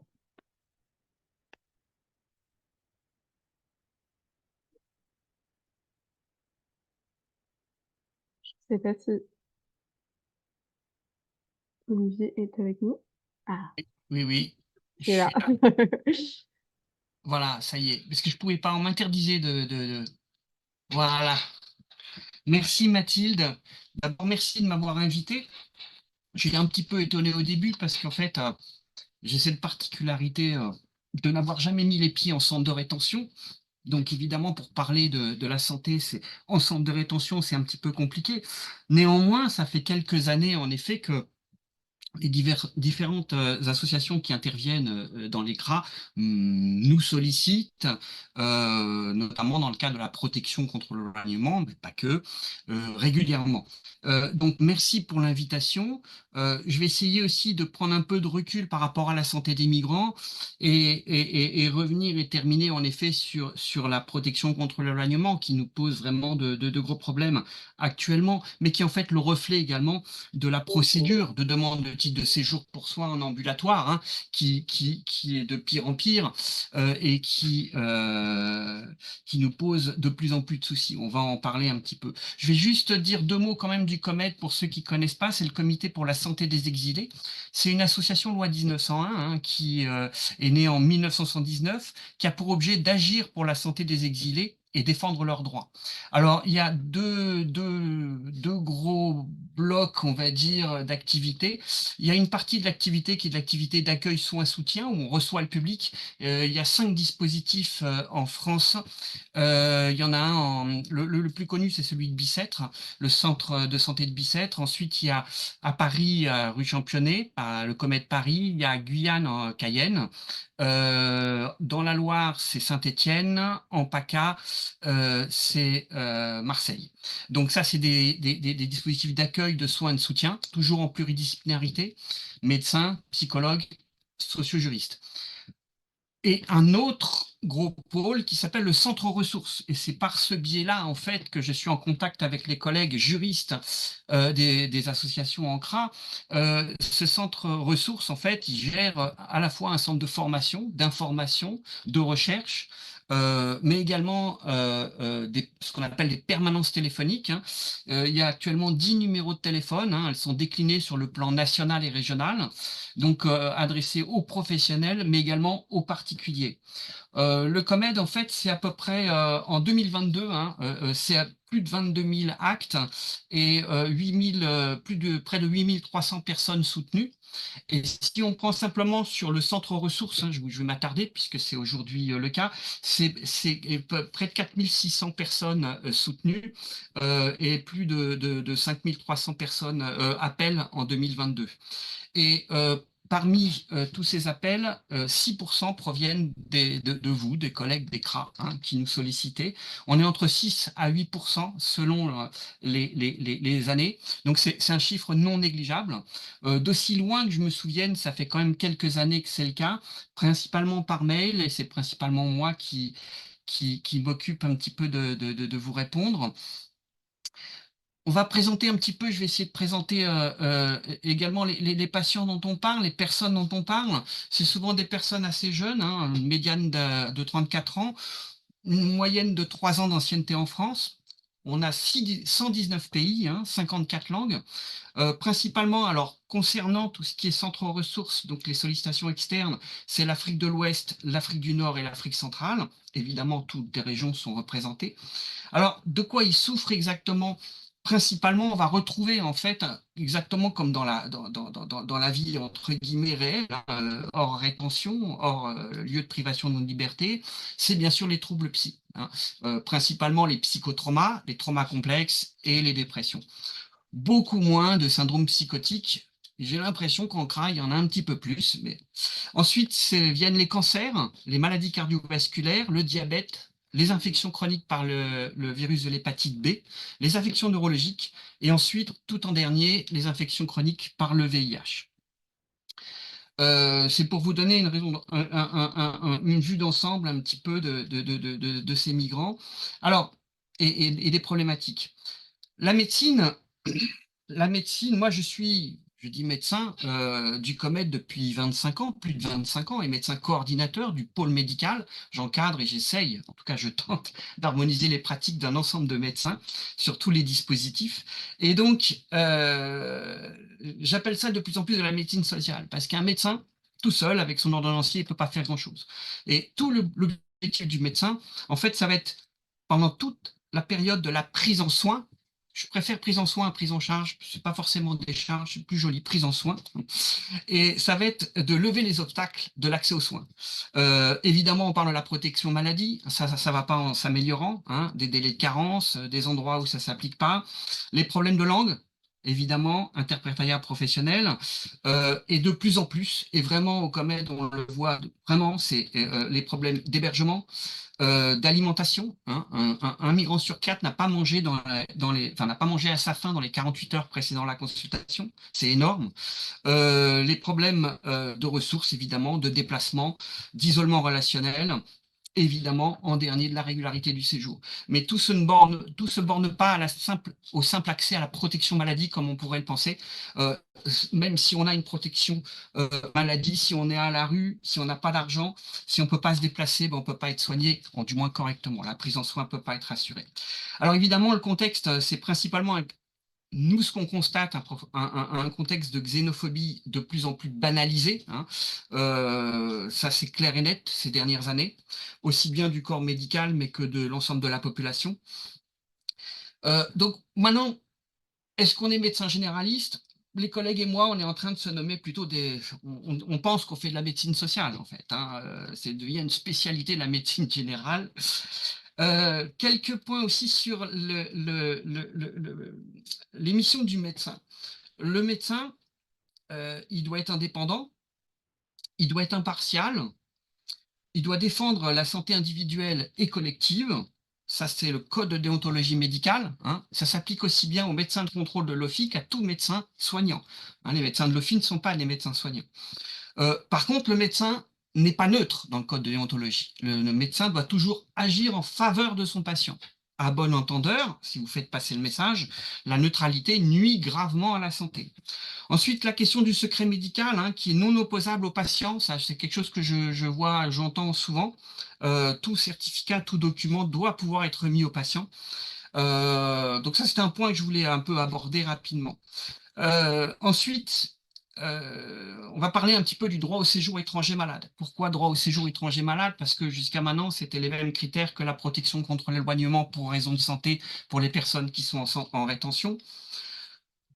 Vous connaissez, lui, il n'a pas été touché, en tout cas, le texte lui-même du droit au séjour étranger malade. C'est pour toute personne nécessitant une prise en charge médicale dont le défaut pourrait entraîner des conséquences d'une exceptionnelle gravité. Donc, premier point, c'est est-ce que la présente présente en effet ce premier critère, en fait, qui est l'extrême gravité. C'est un peu flou, hein. L'arrêté du 5 janvier 2017 nous donne quelques pistes. En fait, on considère que c'est une diminution significative de plus de 5% de l'espérance de vie sans incapacité ou un risque toujours significatif de mortalité prématurée ou de handicap. Nous, on ne met pas. Alors, dans l'arrêté du 5 janvier, il y avait cette notion dans un horizon qui ne saurait être trop lointain. Bon, c'est pas, voilà, nous on n'a pas cette notion de temps, en tout cas à court. En tout cas, c'est pas seulement les maladies qui entraînent on va dire un engagement du pronostic vital à court terme. Évidemment, ça on réfute complètement cette notion. Et ensuite, le deuxième point, c'est ce que la personne peut effectivement bénéficier du traitement dans le pays dont elle est originaire. Alors ça, c'est très compliqué, c'est le principal point d'achoppement avec les médecins de l'OFII, hein, qui sont chargés d'évaluer la situation.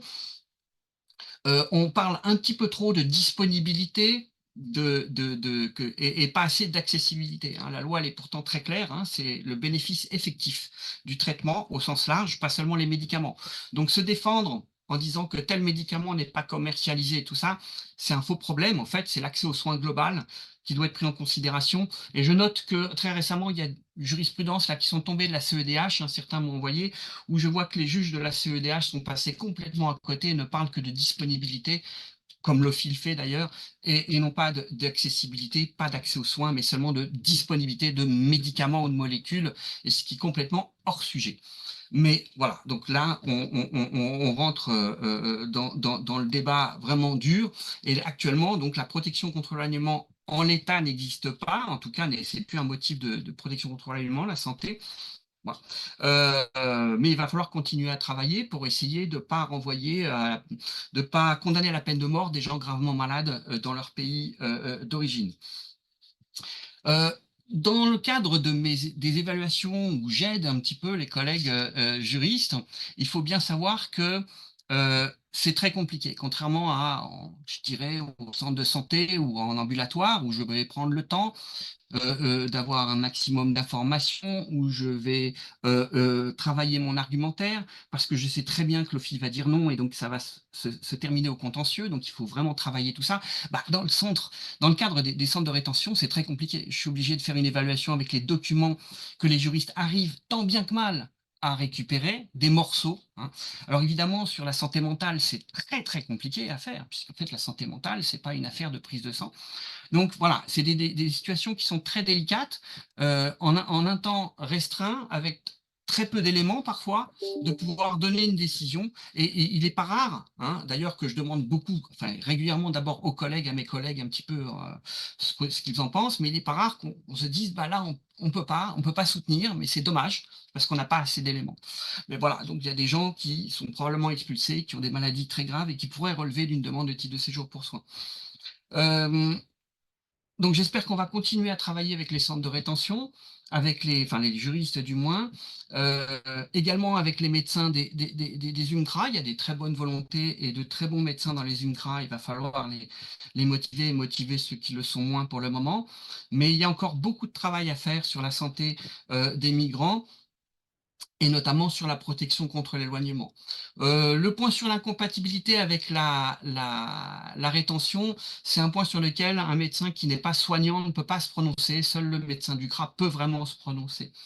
Voilà, j'espère que j'ai pas été trop long, Paul. Après, il peut y avoir des questions. J'ai essayé de faire très très vite. J'avais noté un ensemble de points que je voulais faire passer. C'est très rapide, 15 minutes. Mais en tout cas, je vous encourage n'hésitez pas à solliciter les médecins du COMED par les différentes permanences téléphoniques, où voilà, on est à votre disposition. Ça, je crois, depuis plusieurs années maintenant. Paul, j'ai pas été trop long, Non, excuse-moi. parfait, Olivier. Merci beaucoup pour cette belle présentation. Et non, dans les temps, pas de souci. On va donc entamer notre deuxième et dernière phase de questions-réponses sur les dernières présentations qu'on a pu avoir.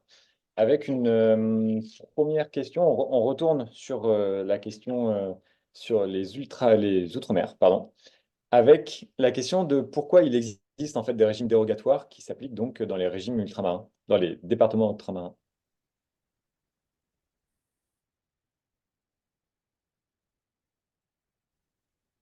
Question complexe. Mes collègues me laissent répondre. Non, bon, selon l'administration, ce sont des territoires avec un contexte migratoire particulier qui justifie en tout cas un régime dérogatoire, un régime juridique qui leur est propre.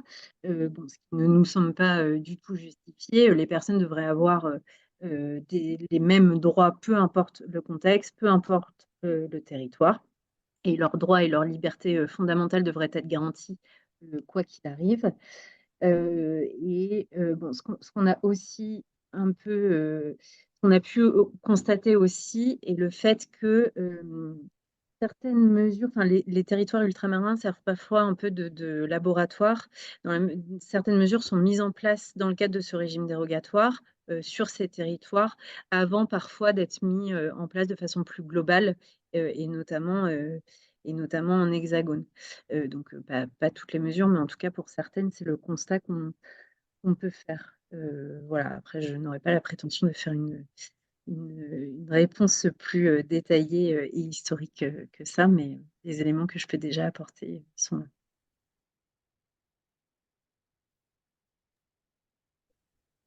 Merci. Et donc, plutôt des questions sur la santé, avec une première question sur, Olivier, vous en avez parlé, ces deux modes, en fait, entre l'incompatibilité avec l'éloignement et avec la rétention. Peut-être développer un petit peu cette question-là. Et vous avez parlé de différents médecins qui pouvaient agir sur cette incompatibilité, sur le certificat. Comment se fait l'articulation entre ces procédures? Est-ce que, en fait, c'est la même chose? Est-ce que une personne qui va être jugée incompatible avec l'éloignement le sera aussi avec la rétention et inversement? Alors, c'est deux choses complètement différentes. On va dire qu'on va avoir une évaluation sur la protection contre l'éloignement pour raison de santé. En fait, quelqu'un qui rentrerait dans les critères du droit au séjour étranger malade, ça c'est un premier point. Et l'incompatibilité avec l'éloignement, c'est avant tout des critères cliniques à un moment donné par le médecin soignant. C'est deux choses qui sont, me semble-t-il, nous semble-t-il en tout cas, très différentes. On peut avoir un état de santé à un moment donné qui peut être incompatible, et je dis bien incompatible, hein. Quand je vois des certificats de compatibilité, le médecin n'a pas le droit d'écrire de certificat de compatibilité. C'est un petit coup de, voilà, on n'est pas compatible avec la rétention, hein, ça n'existe pas. Mais par contre, on peut être en effet, vu l'état, en raison de l'état de santé, incompatible. C'est sur la clinique à un moment donné, on peut tout à fait, quelqu'un qui va décompenser, etc., alors il va être hospitalisé, etc. Il y a un moment, un médecin peut dire, oh, voilà, c'est pas possible, ou j'ai pas les moyens, ou la personne peut pas être maintenue dans cette situation. Voilà. Et c'est indépendant presque des critères de demande de titre de séjour pour soins. Alors évidemment, ça peut aller ensemble, hein, dans un certain nombre de cas, les deux peuvent être ensemble, mais globalement, c'est deux évaluations complètement différentes. Et donc, le médecin soignant dans ces situations, c'est le médecin de l'UMCRA qui a la casquette de médecin soignant. D'accord? Donc, c'est à lui de rédiger ce certificat dit d'incompatibilité. Après, c'est pas énorme d'après ce que j'ai compris pour connaître des médecins de CRA qui étaient plutôt migrants-friendly ou qui faisaient partie de nos associations. Ils utilisaient rarement également la protection contre l'éloignement parce que, ben non, alors que pardon, l'incompatibilité avec la rétention, mais alors qu'il soutenait énormément de protection contre l'éloignement. Donc c'est vraiment deux choses un petit peu distinctes. Le point également sur la protection contre l'éloignement dont on n'a pas parlé, c'est qu'on n'a toujours pas compris, on a parlé du médecin de l'OFII, le médecin de zone, réponse unique, on est à 20% d'accord ou 80% de refus, donc c'est énorme. Et il n'y a aucune raison, alors qu'on est aux alentours de 50-54% en ville, enfin en ambulatoire. Donc là, il y a vraiment un problème où on se doute bien que les causes, les raisons et l'évaluation, elle n'est pas que médicale par ces médecins de contrôle, mais bien qu'il y a d'autres facteurs qui rentrent en compte, notamment les casiers judiciaires, etc. Je peux vous en dire beaucoup sur ces médecins de l'OFI. Hassan, tu voulais Oui, compléter? c'était juste pour ajouter un peu sur la question de l'incompatibilité avec l'éloignement. Il nous est arrivé de voir en rétention, notamment pour des femmes enceintes, où le médecin a pris l'initiative d'écrire un certificat d'incompatibilité avec l'éloignement. La question de la compatibilité avec l'éloignement aussi, aujourd'hui, on a vu de façon très pratique des préfectures qui font des contre-expertises des décisions des médecins en CRA. Un médecin en CRA qui décide que l'éloignement, la rétention est incompatible et la préfecture décide d'une contre-expertise par rapport à ces décisions. Donc, il ne suffit pas non plus, on observe ça parfois, il ne suffit pas parfois que un médecin de l'IMCRA décide d'une incompatibilité, il faut aussi que la préfecture accepte la décision du médecin et y fait droit. C'est des réalités qu'on peut croiser. Mais Hassan, c'est ce qu'a dit Mathilde, c'est-à-dire que dans l'instruction interministérielle de 2022, en fait, c'est le trou dans la raquette. Autant on parle de la protection contre l'éloignement pour raison de santé, autant l'incompatibilité avec la rétention. Enfin, Mathilde, ben voilà, on ne sait pas trop quelle est la valeur et le rôle du médecin de l'UMCRA.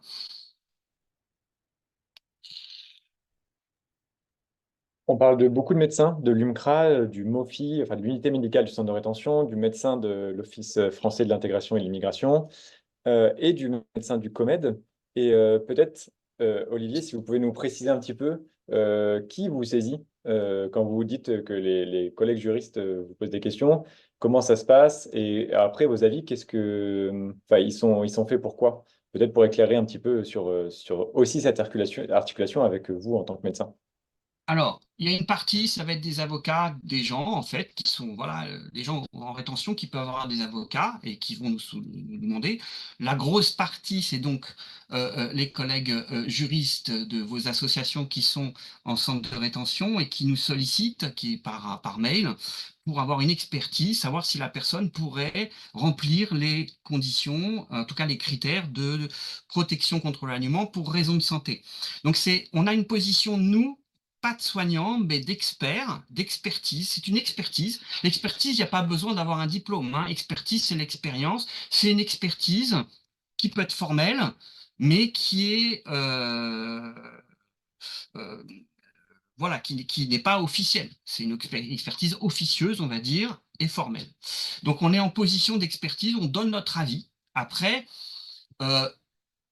l'avis du médecin du COMED, eh ben, ça ne concerne que la personne qui va le lire, en fait, hein. Je veux dire, ça dépend entre qui, du juge, de la personne qui va le lire et de la valeur qu'il va lui donner, hein. Mais en soi, ça n'a pas de valeur légale réelle.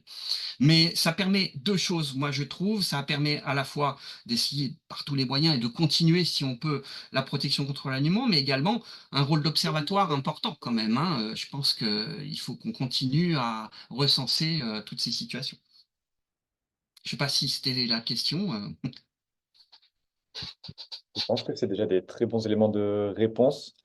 Peut-être une question sur enfin, vous avez affirmé qu'il peut y avoir des certificats d'incompatibilité, mais pas de certificat de compatibilité avec la Oui, rétention. Est-ce oui. que vous pouvez développer cela? Alors, dans le code de déontologie médicale, le médecin doit toujours agir en faveur de son patient. C'est-à-dire qu'à la fois, s'il peut défendre en effet que la personne, en tout cas son état de santé, pense qu'il ne peut pas être être en rétention, mais par contre, il ne peut pas affirmer, il ne peut pas certifier que la personne, c'est dans le code de déontologie médicale, hein, ne peut pas, pas en l'état sur la rétention, mais en tout cas, il ne peut pas aller contre les droits de son patient.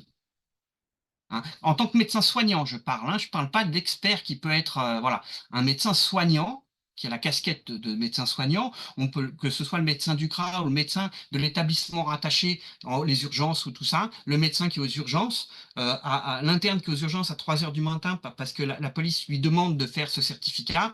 Il le fait parce qu'il ne connaît pas, mais en fait, il doit tout à fait s'abstenir de le faire.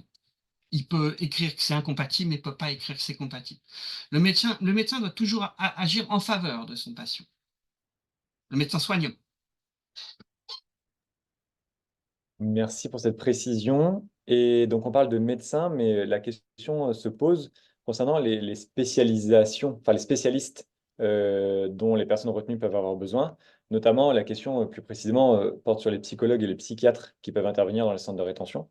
Et donc, quelle est la possibilité d'une intervention de ces spécialistes auprès des personnes enfermées en centre de rétention?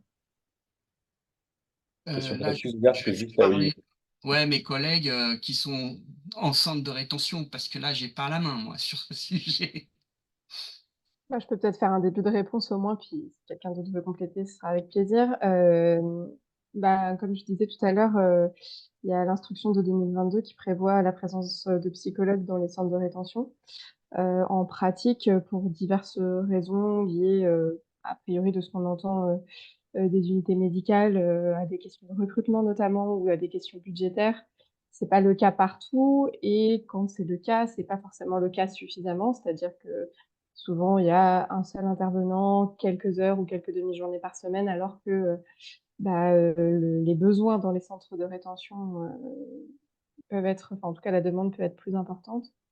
Et après, se pose, enfin, quand le psychologue est là, se pose la question de comment mettre en place un suivi, dans un contexte d'enfermement et dans un contexte, où on n'a aucune idée de combien de temps la personne sera enfermée et quelle sera l'issue ensuite de sa rétention, est-ce qu'elle sera libérée ou éloignée? Il y a aussi la question, de manière plus générale sur l'ensemble des soins, mais là aussi, de l'interprétariat et de comment est-ce qu'on communique, entre, le médecin et le patient. Et après pour, les psychiatres, c'est autre chose. Pour le coup, c'est des rendez-vous qui pourraient avoir lieu à l'extérieur du centre de rétention. Et là, se posent, d'autres questions de transport, d'escorte, et cetera, qui font que, très souvent, les suivis médicaux, vont être interrompus et que, les rendez-vous qui se feront, ne seront que les rendez-vous extrêmement urgents, pour, lesquels, l'administration n'a pas beaucoup de choix et pour lesquels les consultations sont organisées. Voilà. L'accès à des psychiatres est extrêmement compliqué depuis le centre de rétention. On le voit pour extraire des personnes et les présenter déjà à le rendez-vous qu'ils avaient avant d'arriver en CRA, c'est quasiment impossible. Mais la question qu'on doit se poser, c'est est-ce que un mi-temps de psychologue dans un CRA doit justifier qu'on place des personnes psychologiquement fragiles? Est-ce que le discernement ne doit pas nous amener les administrations à éviter ces placements? Je disais tout à l'heure que nous sommes confrontés aujourd'hui à une réalité qui impacte toutes les personnes qui interviennent en rétention. Et donc, quand on dit ça, on n'est pas corporatiste. On ne parle pas de nous, associations qui recevons les personnes. On parle aussi bien des personnes de la police, aussi bien des autres intervenants et même le service médical qui n'est pas outillé aussi pour recevoir ces personnes. Le temps extrêmement réduit ne doit pas justifier un placement aussi important que nous constatons aujourd'hui de personnes psychologiquement fragiles. Ces personnes ont besoin en réalité d'une autre prise en charge qui ne se trouve pas en CRA et le centre de rétention ne doit pas être... aujourd'hui, on peut interpréter cette situation comme une garderie. On les met là, mais il n'y a pas le suivi nécessaire, il n'y a pas la prise en charge nécessaire dans ces lieux. Encore une fois, le temps extrêmement peanuts de la présence des psychologues et dans les lieux où ils sont, on va dire, ne doit pas justifier le placement aussi important que nous constatons aujourd'hui des personnes d'une très grande vulnérabilité. Non, et puis si je peux me permettre de compléter un peu les éléments d'Hassan, hein, qui sont tout à fait justes. Aujourd'hui, on a en France, de manière générale, un état de la psychiatrie ou de la psychologie absolument désastreux, hein, mais à l'image du service public hospitalier. Et en fait, il y a un peu un aspect et ça rejoint tout à fait ce qui était développé sur l'usage de la rétention détournée vers un usage sécuritaire et répressif. Aussi en termes de psychiatrie, il y a des gens qui souffrent de lourdes pathologies et faute de possibilités de prise en charge dans les services hospitaliers adéquats ou parce qu'ils ne relèvent pas de l'hospitalisation d'office mais une hospitalisation un peu intermédiaire, et ben faute de mieux, on va les mettre en rétention. Et même c'est un argumentaire qui est développé quelquefois par les préfectures et même suivi par certains GLD, comme quoi en rétention au moins ils ont un suivi médical. Mais on est face à des personnes en grande précarité, on ne sait pas où les mettre et au final on les met en rétention. Mais un peu à l'image de ce qui a pu se faire avec la prison pendant des années.